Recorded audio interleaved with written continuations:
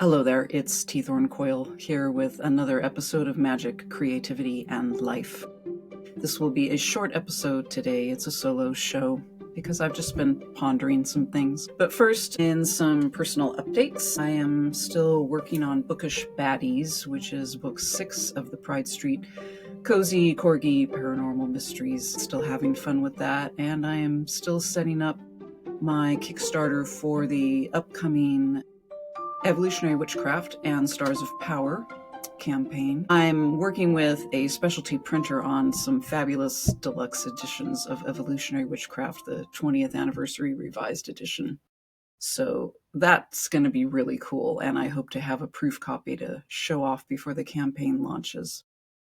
Other than that, just going for walks, taking care of business, doing all that sort of thing. So let's dive in. What I've been thinking about lately is mental health and creativity and spiritual practice during these times. I've been talking with a lot of creative friends, writers, musicians, artists, dancers, and just folks who are generally creative, bakers, people like that. And everyone's struggling. And I'm sure those of you who don't feel you're creative, even though I would probably argue that you are in some form or fashion, I bet you're probably struggling too. I think anyone who isn't struggling right now with mental and emotional health, maybe those people aren't paying very close attention, or perhaps they enjoy the way things are going in the world right now and are reaping rewards from that. Those are not the people I tend to hang out with.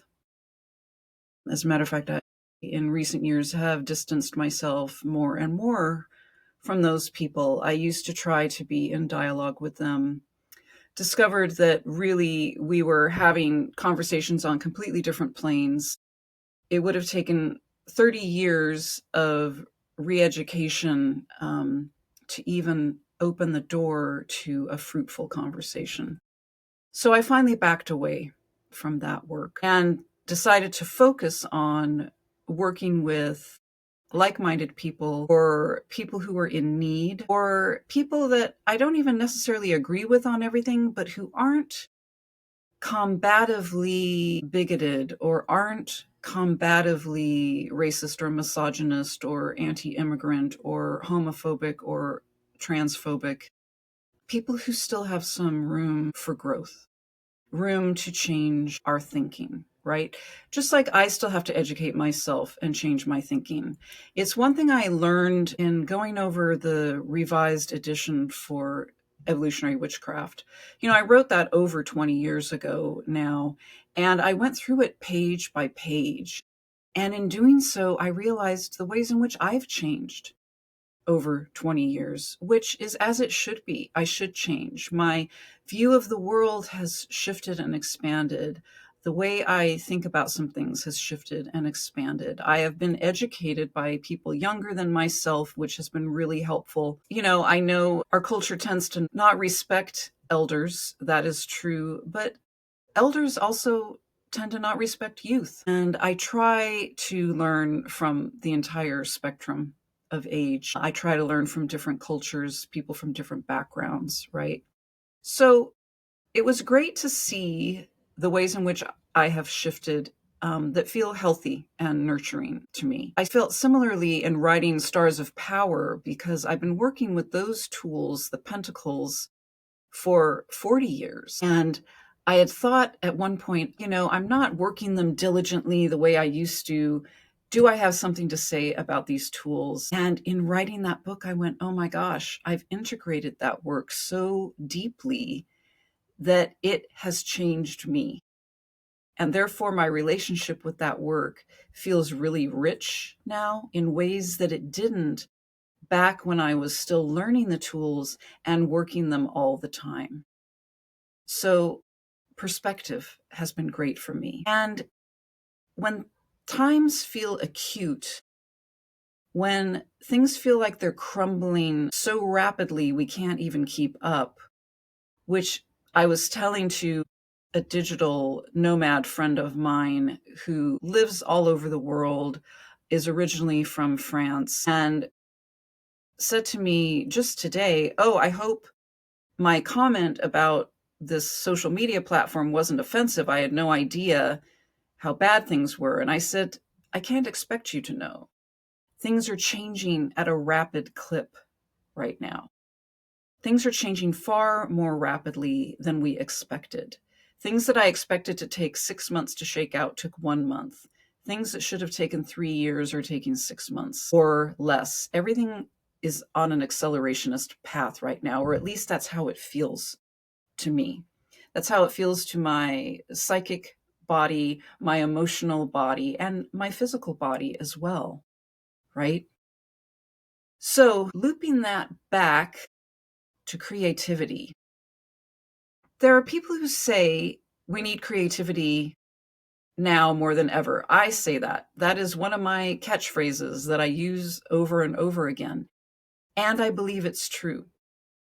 We need creativity because we need hope. We need creativity because we need a vision of the world that is kinder, more beautiful, and more just. We need a vision of the world that is post-scarcity.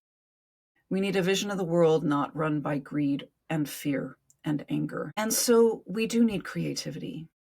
But that doesn't mean it's easy to create when times feel oppressive and hard. And yet, people from oppressed communities have always found ways to create because they had to. The oppression was ongoing. It wasn't a spike like many of us are feeling right now, right? It was just a fact of life. So you raised your children, you planted your garden, you baked your bread, you painted your painting, you wrote your poem, you danced with your friends, you made music. And I've written about this in the past too, how creativity in itself becomes a rebellion the more oppressive life gets, the more outside forces want to keep people down. You know, rye music in Algeria is one prime example in the 1980s when there were authoritarian crackdowns and people would still get together, play music, and dance. And the music was all about celebration and having a good time, which was counter to what the regime at that time wanted for people, right? So art has always been a form of rebellion. I think also of Victor Jara, one of the martyrs in Chile who was tortured and killed when the CIA helped overthrow the government in Chile in the 70s. And he never stopped singing. He never stopped writing songs for the people until the very end. Some of my favorite artists, I was just privileged to see dissident Chinese artist Ai Weiwei, his exhibit at the Seattle Art Museum. And his work is so powerful. I've been trying to write about it, and I'm still wrestling with this essay. His creation is so heart-filled, and it's so filled with rage and presence and his love for ordinary people, his love for children, for workers. And, you know, his life has been really hard because of it. But he hasn't given up. He never has given up, even when he was under house arrest, even when he was in actual prison. And that all gives me hope. Now, I go through phases where I think, am I strong enough? Am I resilient enough? And some days I'm not. Some days the answer is I'm tired. Some days the answer is I don't have the capacity to deal with that today. And what do I do on those days? I often escape into art, or I escape into beauty in some form, usually in the natural world, just walking through the city, right? Noticing the birds and the insects and the flowers and the trees, noticing the change of the seasons. All of that reconnects me to the creative impulse as well. So for our mental health right now, doing what we can, to help each other, that's important. I always am helped by being able to do something, right? So I can give my books to this fundraiser that's going to support World Central Kitchen and Gaza Soup Kitchen. I can make a new t-shirt that the profits are going to go to Nerds for Literacy. I can help people in my local community who are fighting oppression or feeding people, right? That helps my mental health. Committing to my physical body well-being also helps my mental and emotional health, right? Making sure I go for a walk every day, doing some resistance training, even if it's not very much, helps me, right? And part of what helps me is not just the exercise, because of course exercise helps our mental and emotional health, but it's also helpful to say, damn it, I am determined to be as strong and healthy as I can be, even when I don't have a lot of energy right now to exercise. I am not doing huge workouts. I'm doing bits and pieces, and that's enough to keep me going, right? And it's the same with creativity. I am determined to continue to create, no matter how difficult conditions feel or become. What does this look like for me? Right now, I'm writing every day, along with running my business, designing books, all of that sort of thing. And I'm not actually having trouble creating overall, except I've had insomnia lately. Insomnia makes my brain tired. When my brain is tired, it's hard for me to do generative work. So some days my writing sessions are very short. They're brief. I'm not writing thousands of words at a time. There are days when I can get in the flow. I can hit my preferred word count.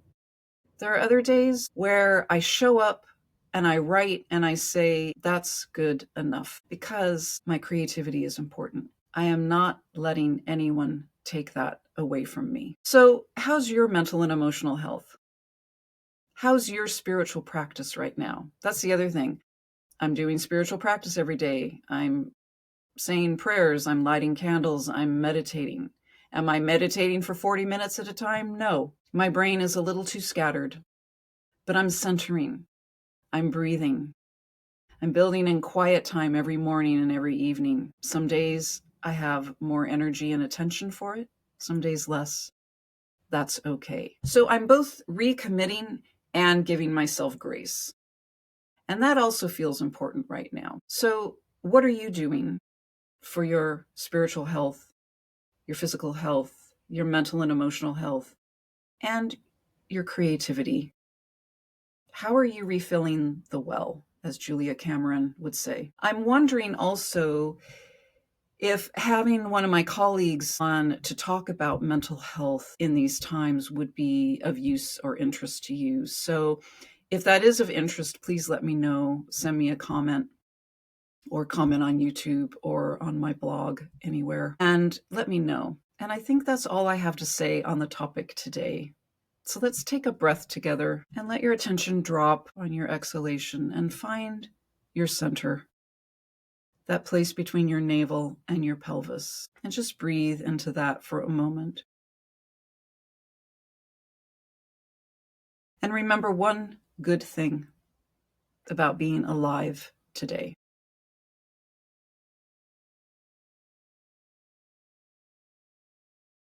And as always, thanks for joining me. This is Magic, Creativity, and Life. And I give a special thanks to my Patreon supporters who make this podcast possible. Have a magical, creative day.